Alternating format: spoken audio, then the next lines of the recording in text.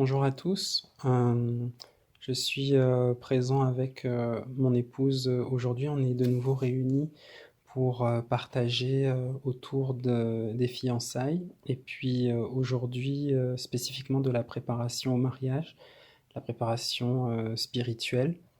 Donc concernant les fiançailles dont on avait parlé lors du précédent audio, je souhaitais revenir sur un point concernant la fête des fiançailles, à savoir s'il faut faire une fête ou pas. Bien sûr, c'est tout à fait possible de faire une fête de fiançailles avec la famille. Vous pouvez vous réjouir avec les parents, avec vos frères et sœurs. Bien entendu, il faut toujours faire les choses étant conduit par le Seigneur, donc ce n'est pas non plus une grande fête que vous pouvez réaliser, mais essentiellement avec la famille proche. Mais la chose que je souhaitais dire aussi, c'est qu'il faut faire attention à la dépense, bien entendu, parce que là, il s'agit des fiançailles, mais quelques mois plus tard, il y aura les noces à organiser, donc le mariage, la journée des noces. Et ça, bien entendu, ça a un coût, ça a un prix, et il faut pouvoir s'organiser, se préparer matériellement et financièrement pour pouvoir faire cette journée. Donc, comme je le disais, on en parlera lors d'un prochain audio plus en détail. Mais c'est important d'avoir cela en tête et aussi la préparation pour votre futur foyer, l'endroit où vous allez vivre. Donc, il faudra sûrement prendre un logement, acheter différentes choses, des meubles, et tout ça, ça engendre des coûts et il faut pouvoir se préparer en amont pour ça. C'est vraiment important. Bien entendu, ne pas commencer avec des dettes et encore une fois, toujours avec l'aide du Seigneur parce que c'est vraiment lui qui nous oriente en toutes choses. Euh, je crois que tu voulais ajouter un point, il me semble. Oui, oui, oui.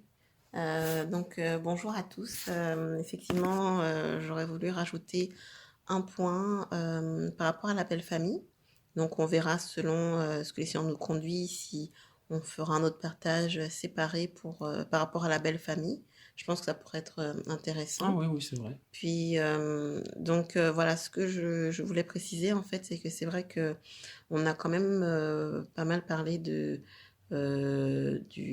papa de la future mariée, puisque c'est le frère qui fait cette démarche-là envers son futur beau-père. Mais il faut aussi vraiment considérer, puis là je m'adresse vraiment aux sœurs, considérer la famille aussi du frère. Il ne faut pas que ce soit déséquilibré. C'est vraiment important aussi de considérer, juste pour partager par rapport à nous, comme nous, on ne vit pas dans le même pays que nos parents, mais quand on avait eu l'occasion, en fait, et puis que mon mari était allé voir donc mon père, j'étais aussi allée visiter ma belle famille. Donc, prendre contact, parler, se présenter aussi, parce que tout autant que les parents de la jeune fille peuvent avoir des appréhensions, les parents aussi du frère peuvent avoir des appréhensions, des inquiétudes par rapport à justement à la sœur en question. Donc voilà, c'est pour ça que c'est vraiment important de vraiment, voilà, en tant que sœur, considérer la belle famille. Moi, je sais que on m'avait donné un conseil, puis ben c'est vous, après vous faites comme vous voulez, hein, mais c'était un bon conseil. C'était d'appeler en fait ma belle maman une fois par semaine. Donc moi, sans mentir, d'emblée, je l'aurais pas fait parce que pour moi, c'était pas dans ma culture ou c'est pas quelque chose que je pensais être important. Mais alors que j'ai vu que c'était vraiment important et que ça a vraiment touché le cœur de ma belle-maman. Donc voilà, c'est juste un conseil. Après, il y a différentes histoires, différentes situations, mais c'est vraiment important. Puis je pensais aussi à Ruth dans la parole, Ruth et Naomi. Donc, on voit vraiment le lien qu'il y a entre ces deux femmes. Puis vraiment, merci Seigneur, parce que dans la parole, on voit tout. Vraiment, les types de relations qu'on doit avoir, voilà, comment les parents doivent se comporter, comment les fiancés doivent se comporter, comment les couples mariés doivent se comporter. Donc là, vraiment, par rapport à une belle fille et sa belle maman, ben, si vous prenez un peu le temps de lire Ruth, vous allez voir le lien fort qui les a liés, à tel point même que Ruth a refusé de repartir voir sa famille et qu'elle a préféré se lier avec sa belle-maman. Donc peut-être qu'on aura l'occasion d'en parler vraiment davantage, parce que c'est vraiment important aussi. Faut pas juste être centré sur soi ou sur sa famille, mais il faut vraiment réaliser que le mariage, c'est un lien entre deux familles. Donc, voilà la partie que je voulais faire par rapport à ça. Et puis, bah, je me rends compte que moi aussi, je vais ajouter aussi quelque chose. Mm, Du côté aussi enfin, pour les hommes, c'est important de pouvoir contacter également les futurs beaux-parents, les appeler de temps en temps. Moi, je reconnais personnellement, puis le Seigneur continue à me travailler là-dessus, que c'est quelque chose, pareil, spontanément, je pense pas toujours à le faire, même si je pense aux personnes, mais c'est important de le faire parce que d'abord, c'est le fait de se marier avec leur fille. Il faut pas qu'on se dise ça y est, bon, j'ai fait le principal. Il faut continuer à entretenir vraiment cette relation avec, avec les futurs beaux-parents, en les appelant, en prenant de leurs nouvelles. Et ça témoigne en fait un respect. Et surtout, mm, vous continuez à honorer les parents tels que vous l'avez fait mm. en allant demander la main de la fille. Voilà, donc parfois on peut se dire, bon, ça y est, j'ai fait le principal, c'est terminé. Non, c'est pas du tout comme ça. Et ben, moi, en tout cas, je peux témoigner que ça se passe vraiment bien avec mes beaux-parents. Avec ma belle-mère, on s'entend bien, on peut rire ensemble. Et puis, j'ai pas du tout peur de dire que j'aime mes beaux-parents, Mm, j'aime beaucoup mon beau-père aussi. C'est quelqu'un qui me donne des conseils et petite anecdote comme ça, moi je suis absolument pas bricoleur et mhm, mon beau-père est très bricoleur. Donc c'est-à-dire que ce que moi je n'avais pas avant, eh bien je l'apprends de mon beau-père. Et ça c'est des choses qu'il faut aussi penser quand on veut bâtir une relation avec euh, avec les beaux-parents. C'est vraiment essayer de développer ben voilà, même une complicité, mm. être vraiment proche d'eux. Puis c'est vraiment important. Et l'équilibre familial, donc pour vous en tant qu'époux avec les enfants que vous aurez, il n'en sera que meilleur. Donc C'est c'est vrai. quelque chose qui n'est pas à négliger. Euh, donc ben, donc on va commencer Oui, hein, oui. notre partage d'aujourd'hui. Donc comme je le disais, on va parler de la préparation au mariage, mais la préparation spirituelle dans un premier temps, car il Mm, faut toujours mettre le Seigneur avant toute chose. C'est d'abord dans la prière qu'il faut se préparer. mm. C'est vrai que souvent quand on parle du mariage, on veut tout de suite parler de voilà, bon, il faut qu'on fasse le budget pour le mariage, il faut qu'on achète ci, il faut qu'on loue une salle, il faut qu'on fasse ci, il faut qu'on fasse ça. Ouais, c'est vrai. Oui, oui, non, mais c'est vrai, c'est souvent le premier réflexe qu'on va avoir. Mais il faut pas oublier que on est dans le monde, mais on n'est pas de ce monde, tel que le dit la parole. Donc dans le monde, c'est souvent ce réflexe-là qu'on va avoir, donc tout de suite penser matériel. Mais la première des choses, c'est d'abord aller près du Seigneur. Donc prier et demander au Seigneur qu'il nous conduise en toutes choses. Que vraiment on puisse voilà, prier ensemble, Amen. que le Seigneur conduise toutes choses pour les mois à venir, les années à venir aussi. C'est la raison pour laquelle c'est important d'avoir cette préparation en fait. Mhm, C'est vraiment très important. L'exemple qu'on pourrait voir de préparation, c'est Esther. Donc on va aller dans le livre d'Esther au chapitre 2. Et je vais lire à partir du verset 7. Donc, il élevait Hadassa, qui est Esther, fille de son oncle, car elle n'avait ni père ni mère. La jeune fille était belle de taille et très belle de figure. Après la mort de son père et de sa mère, Mardochée l'avait prise pour sa fille. Et quand la parole du roi et son édit furent connus et que plusieurs jeunes filles eurent été assemblées à Suse, la capitale, sous la charge d'Hégaï, Esther fut aussi amenée dans la maison du roi, sous la charge d'Hégaï, gardien des femmes. Lequel, voyant la jeune fille, elle lui plut et gagna ses bonnes grâces. Et il s'empressa de lui fournir les choses nécessaires pour sa purification, les choses dont elle avait besoin, ainsi que 7 jeunes filles qui furent choisies pour lui être données de la maison du roi, et il la plaça avec ces jeunes filles dans un des plus beaux appartements de la maison des femmes. Or Esther n'avait fait connaître ni son peuple ni sa parenté, car Mardochée lui avait ordonné de ne rien raconter. Tous les jours, Mardochée allait et venait devant la cour de la maison des femmes pour savoir comment se portait Esther et comment on s'occupait d'elle. Or, quand le tour de chaque jeune fille était venu pour entrer chez le roi Assuérus, après s'être conformé au décret concernant les femmes pendant 12 mois, car c'est ainsi que s'accomplissaient les jours de leurs préparatifs, 6 mois, 6 mois avec de l'huile de myrrhe et 6 mois avec des aromates et d'autres préparatifs de femmes. Donc je vais m'arrêter ici. Là, il s'agit d'Esther et de sa préparation au mariage. Pour remettre les choses dans le contexte, le roi Assuérus, ce roi qui régnait, avait décidé de trouver une autre épouse, car sa précédente épouse, Vasti, donc la reine, avait refusé de répondre à son appel lorsqu'il avait fait appeler. Donc, il avait été en colère suite à ce refus et il a décidé de la renvoyer, de se séparer d'elle et de trouver une autre épouse. À la suite de cela, on a donc cherché une autre épouse pour le roi Assuérus. Et parmi les jeunes filles qui avaient été sélectionnées, il y avait Esther. Esther qui était une femme juive. Et donc, elle avait trouvé grâce aux yeux d'Hégaï, le serviteur d'Assuérus, qui devait trouver les jeunes filles.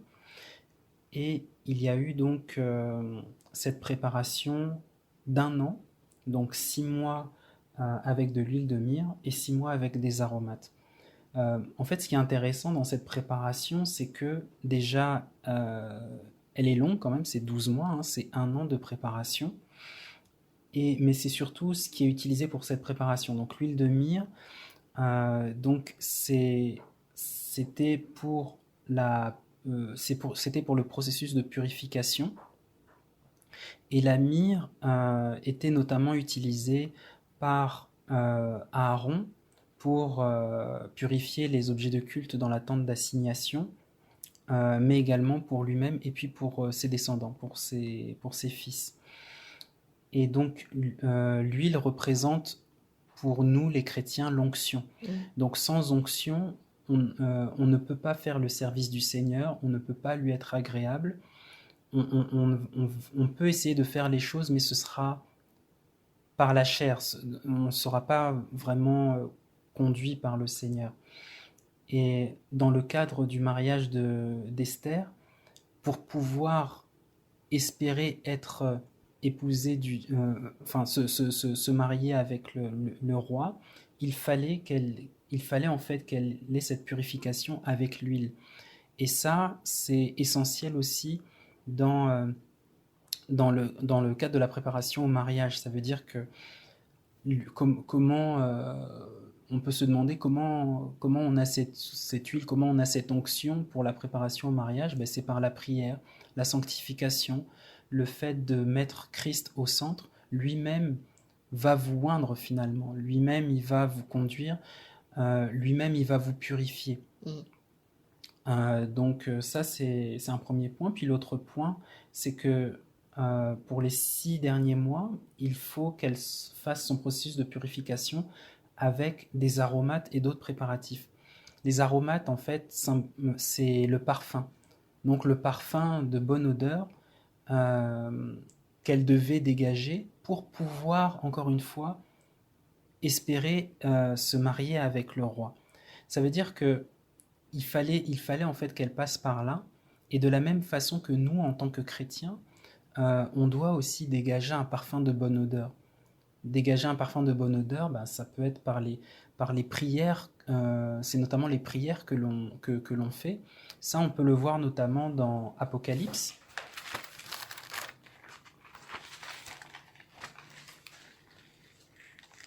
au chapitre 5, et le verset 8.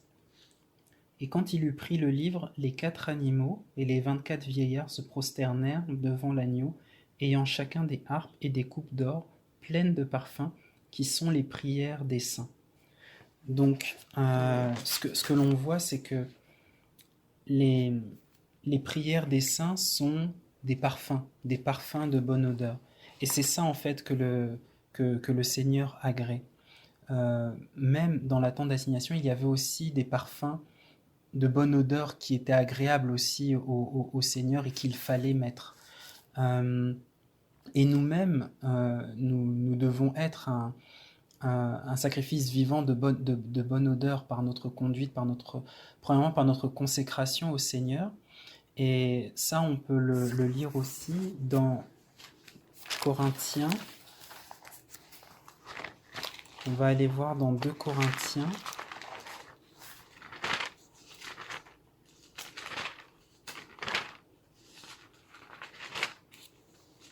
Je peux lire. Ah oui, oui, oui.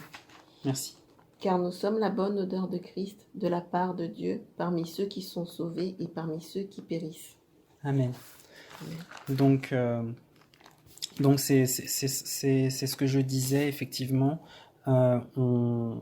On dégage aussi un parfum de bonne odeur. Et puis, c'est vraiment cette consécration, en fait, au Seigneur qui fait que on va dégager un parfum de bonne odeur. Et de la même façon, dans le cadre du mariage, il faut aussi dégager ce parfum de bonne odeur, encore une fois, par la consécration au Seigneur, par la prière, par la sanctification, le fait de fuir le péché. Parce que pour entrer dans le mariage, vous ne pouvez pas avoir de mélange. Il faut vraiment se donner complètement au Seigneur. Vous ne pouvez pas avoir un pied dedans, un pied dehors.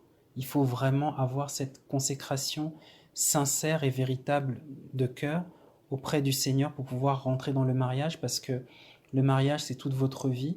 Et si vous ne commencez pas par faire cette préparation dès maintenant, vous risquez d'en subir aussi les conséquences dans les prochains mois et dans les années à venir dans le mariage. Donc c'est vraiment important. Ce qui est important aussi de noter, c'est que Esther c'est dit qu'elle était belle, qu'elle était belle. On le voit dans le passage d'Esther qu'on a lu au verset 7. La deuxième partie du verset 7, la jeune fille était belle de taille et très belle de figure. Mais malgré sa beauté, ça n'était pas suffisant pour qu'on la prenne tout de suite en mariage. Il fallait qu'elle ait cette préparation, en fait.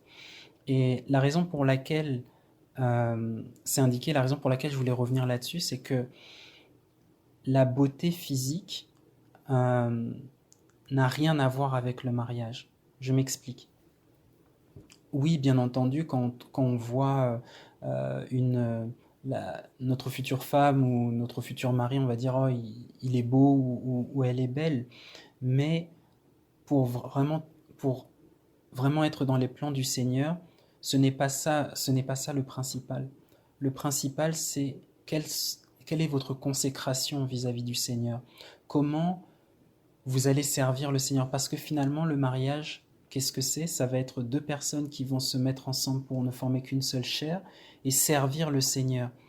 Il ne faut pas oublier que même au commencement, c'était ça la mission d'Adam et Ève, de se mettre ensemble et servir le Seigneur.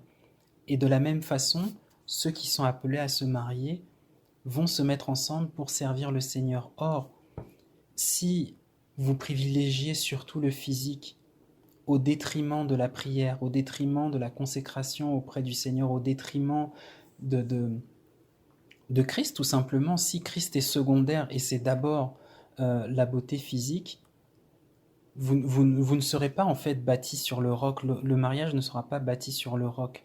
Et c'est ça qui est primordial. Surtout Si vous voulez que le mariage tienne par les temps qui courent, par tout ce que nous voyons dans le monde, il n'y a pas 36 solutions. C'est Christ et Christ seul. Donc, c'est la raison pour laquelle on voit dans ce passage-là que oui, Esther, elle était belle, mais malgré... Et le serviteur l'avait trouvée belle, mais tout de suite, il a voulu qu'elle se prépare pour le mariage et qu'elle ait cette préparation de 12 mois. Donc, donc voilà, je voulais vraiment préciser ça, que il faut d'abord voir les choses vraiment spirituellement, comment Christ va nous conduire, et l'aspect physique vient après. Je ne sais pas si tu Oui, veux ajouter quelque chose. oui, oui, merci, c'est vrai, et amen. Vraiment, je pense qu'il faut vraiment, et puis c'est par la grâce du Seigneur, hein, comprendre en fait quel est le but du mariage. C'est vrai que tout le monde n'est pas appelé à se marier, mais quand le Seigneur permet que l'on se marie, c'est pour un but particulier. Il ne faut pas avoir en tête vraiment les émissions ou les séries télé ou le mariage, la grande robe, la grande fête. Non, si le Seigneur permet que nous puissions être mariés, c'est parce qu'il a un but, il y a une mission spécifique que l'on doit accomplir avec notre conjoint. Et même si on regarde dans la parole dans Esther aussi, on voit qu'elle avait un rôle vraiment spécifique en fait par rapport au peuple juif. Avec Aman, bon, on n'en parlera pas maintenant pour pas rentrer dans les détails, mais tout ce qui a pu se passer, elle avait vraiment un rôle important à jouer. Et c'est le rôle qu'elle avait à accomplir en tant que femme mariée, en tant que reine. Donc tout ça vraiment pour appuyer cela. Et si vous ne le comprenez pas, que vous êtes fiancé actuellement, vraiment priez pour que le Seigneur puisse vous ouvrir les yeux. Ou même puisse même déjà vous indiquer quel est quelle sera votre mission avec votre futur conjoint. Donc pendant les fiançailles, on a eu des discussions par rapport à ça avec mon mari, savoir qu'est-ce que dans notre cœur on ressentait, où est-ce que le Seigneur nous appelait. Et pour nous, pour tous les deux, c'est clair ce que l'on veut faire par rapport au Seigneur. Vraiment que le Seigneur nous fasse grâce pour qu'un jour cela puisse se concrétiser. Mais c'est ça. C'est pas, voilà, on est ensemble et puis on fait des belles photos et puis, voilà, avoir une vidéo à la Hollywood avec une robe longue avec des centaines de mètres de traîne. Non, vraiment, c'est pas ça. Honnêtement, le mariage, c'est beaucoup plus que ça. C'est pas se limiter à une fête de quelques heures. Et en toute honnêteté, c'est pendant les fiançailles que le Seigneur m'a révélé cela. Euh, je pense que si je me rappelle bien, j'avais pris une journée et puis je priais vraiment par rapport au mariage. Et puis c'est vraiment important, vraiment comme a dit mon mari, vraiment prier ensemble, mais vous-même prier. Prier parce que c'est vrai que c'est un processus de purification. Peut-être qu'il y a des choses que le Seigneur va vous montrer par rapport à votre caractère, des choses qu'il va falloir prier pour lesquelles qu'il faudra enlever, et même être honnête aussi avec votre fiancé pour dire j'ai tel problème, j'ai telle chose voilà, j'ai des pensées comme ça. Et ensemble, vous priez, vous jeûnez pour avancer. C'est comme ça. Vraiment, c'est comme ça que ça doit se passer. Donc, c'est vraiment le processus de purification, de nettoyage.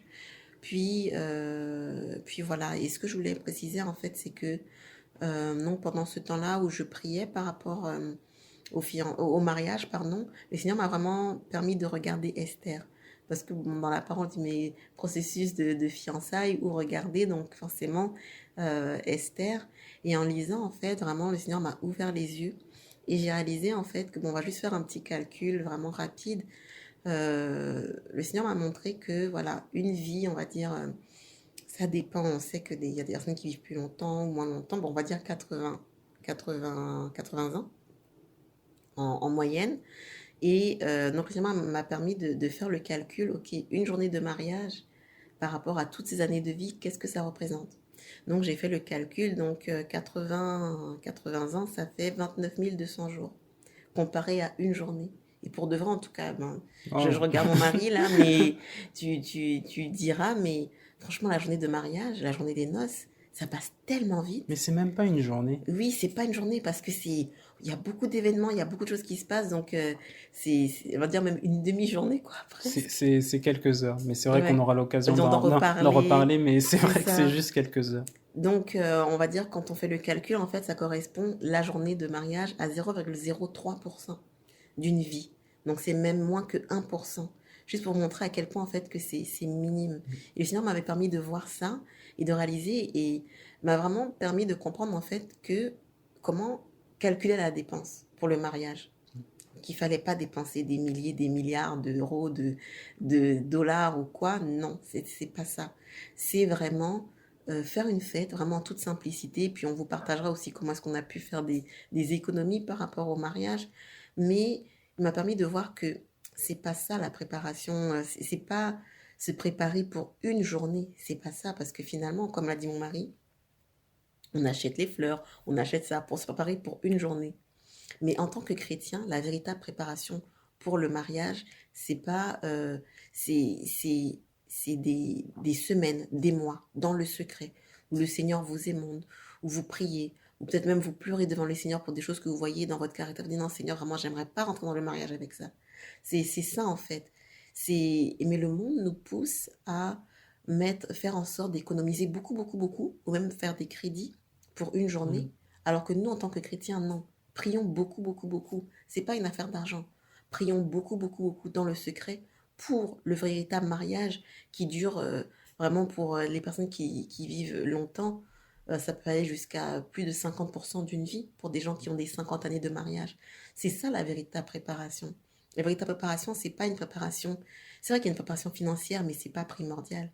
Parce que c'est pas parce qu'on a une super belle fête de mariage qu'on aura, on va dire, de fête, on va dire, vraiment une super belle fête, vraiment tout ce qu'on veut avec des feux d'artifice ou quoi, que par la suite, le véritable mariage va bien se passer. Non. Donc vraiment, je vous encourage, les frères, les sœurs, vraiment plier les genoux devant le Seigneur, avec aussi votre fiancé au téléphone ou voilà dans un lieu, une assemblée ou un lieu où il y a plusieurs personnes ensemble. Priez vraiment pour que le Seigneur vous prépare. Il peut vous montrer des choses qui ne vont pas en vous. Il peut aussi vous montrer quelle est la mission qu'il attend de vous par rapport au mariage. Donc, c'est vraiment ça, moi, ce que je voulais préciser. Puis aussi, une question qu'on peut se poser, mais ok, donc s'il y a ce processus-là de préparation par rapport au mariage, donc voilà, comme on l'a dit, ça peut être des semaines ou des mois. Pour nous, je comptais tout à l'heure, je pense on a eu comme 13 mois de fiançailles, donc Oui, à peu près oui, 13 oui, 14 mois. à peu près, ouais. Donc c'est ça, mais c'est un processus. Voilà, c'est pas que tout de suite le frère est allé voir la sœur et puis le lendemain, ça y est, on se marie. Il peut y avoir des exceptions, mais quand même, il y a un temps de préparation, de prière ensemble, un temps aussi où on apprend à se connaître. Donc voilà, puis ben, c'est tu diras ce que tu en penses, mais est-ce qu'il faut attendre d'être parfait alors? Parce qu'on voit que Esther, elle a eu le processus de purification. Donc, est-ce qu'il faut qu'en tant que chrétien, on soit complètement pur, pur, pur, pur, pur, avant de dire, bon, bah là, on est bon, on est prêt pour se marier ou pas? On sera jamais parfait. Voilà, ouais. On sera jamais parfait parce que le seul qui est parfait, c'est le Seigneur Yahushua lui-même. Amen. Donc, non, non, non. Évidemment, on sera jamais parfait. Il est vrai que ce processus, voilà, par lequel on doit passer, la prière, la sanctification, tout ça, c'est nécessaire. Et de toute façon, déjà individuellement, en tant que chrétien, tout au long de notre vie, et puis durant toutes les années de mariage, c'est important. Mais on ne sera jamais parfait. Parce qu'il ne faut pas oublier qu'on a toujours notre corps physique, et c'est seulement ben après hein, qu'on sera revêtu de nos corps glorieux. Donc là, on a toujours la chair. Donc Mhm. on ne sera jamais parfait. Mais ce que le Seigneur demande, c'est que on ait vraiment cette consécration et qu'on le mette au centre. Et c'est lui qui, au fur et à mesure, changera nos infirmités, tout ça. Mais non, on ne peut pas être parfait. Pour donner notre exemple, encore aujourd'hui, moi, ça m'arrive de, de, soit de donner des mauvais propos ou de ne pas avoir un bon comportement dans le mariage involontairement. mais le Seigneur continue, le Mhm. Seigneur permet aussi le mariage pour mettre en exergue des comportements qu'il faut continuer à, enfin, il faut travailler dessus, mais Mhm. non, non, non, on peut pas être parfait. Mais tant que on est auprès du Seigneur, si déjà ce travail, ce désir tout simplement de dire au Seigneur, Seigneur, je vais rentrer dans le mariage, mais il y a ça, il y a ça, il y a ça, il y a ça, aide-moi. Mhm. Le Seigneur, lui, il va vous aider. Et c'est ça, en fait, qu'il demande. Qu'on Mhm. soit comme un enfant et qu'on dise, Seigneur, voilà, moi, je veux pas rentrer dans le mariage comme ça. J'ai plein de défauts, aide-moi. Mhm. Amen. Mais non, non, non, on ne peut pas être parfait de toute C'est façon. vrai, oui, oui. Ouais. C'est ça. Puis aussi, ben, par rapport à la virginité, parce Mm, qu'on a vu que Esther était vierge. mm. Donc, c'est sûr que tout le monde n'est pas vierge. Oui, oui. Tout le monde n'est On pas va être vierge. honnête, oui. Oui. Puis, oui, faut être honnête. Vraiment, l'idéal, c'est si vous êtes jeune et vraiment que voilà, vous êtes chrétien, puis que vraiment gardez-vous. Gardez-vous, ça sert à rien. Vraiment, ça sert à rien. Le monde veut nous montrer des choses qui sont complètement fausses. Gardez-vous. Et par rapport en fait à la virginité, ben, je te pose une question, mais Mm. si par exemple quelqu'un, un homme ou une femme chrétienne, se prépare pour le mariage et qui n'est pas vierge, est-ce qu'il doit se sentir condamné pour dire que c'est fini, il ne pourra pas se marier? Parce qu'il a eu des, en étant non chrétien, il a eu des relations, ou qu'il a même eu des enfants. Non, pas du tout. Il faut pas que la personne soit condamnée. Surtout que la parole dit que une fois qu'on vient à Christ, les choses anciennes sont passées. C'est vrai. Donc non, non, non, il faut pas se condamner. Si la personne a déjà connu, enfin a déjà eu des relations intimes avant le mariage, et on va être honnête, c'est le cas de beaucoup de personnes, Oui, oui. eh bien, quand la personne vient à Christ, bah, la personne s'est repentie, Hum, mais euh, devant le Seigneur, la personne a regagné sa virginité. c'est vrai, ouais. Donc, l'essentiel, c'est que la personne se soit repentie, Hum, n'ait plus fait ça, et maintenant, quand elle rentre dans le mariage, ben, le Seigneur va agréer l'union. mhm. Euh, oui, c'est ça, le Seigneur va agréer l'union. Donc, ce n'est pas du tout, ça n'empêche pas de se marier à condition de s'être repenti de ça avant.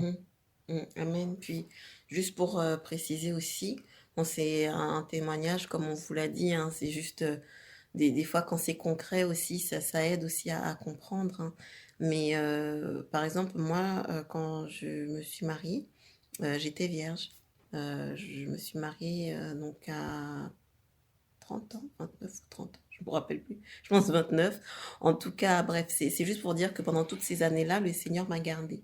Et pourtant, je n'étais pas convertie, hein. Je me suis convertie, je pense, dans 22, 23 ans. Donc, vraiment, j'aurais pu avoir perdu ma virginité auparavant, mais vraiment, le Seigneur m'a fait grâce. Donc, c'est possible, vraiment, c'est possible d'attendre 29 ans, c'est possible d'attendre 30 ans, 40 ans dans le Seigneur. C'est le Seigneur qui vous garde vraiment, vous qui êtes vierge et qui attendez, même homme ou femme qui attendez votre futur époux, vraiment gardez-vous, gardez-vous. Et même si les gens se moquent de vous ou quoi, non, vraiment n'ayez pas peur. C'est le Seigneur qui vous garde et le Seigneur agrée aussi cela.